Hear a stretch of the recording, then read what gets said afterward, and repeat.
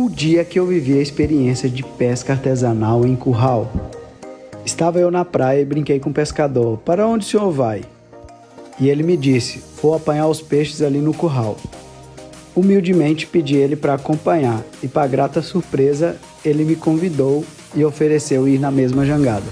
Cerca de 15 minutos no trajeto, nessa jangadinha aí mesmo, olha só. Mais ou menos 1,5 m por 70 de largura. Chegamos lá então para essa aventura incrível e super nativa. Basicamente um cercadinho de rede, onde na maré alta os peixes adentram por ali e quando ela baixa eles ficam presos e cercados.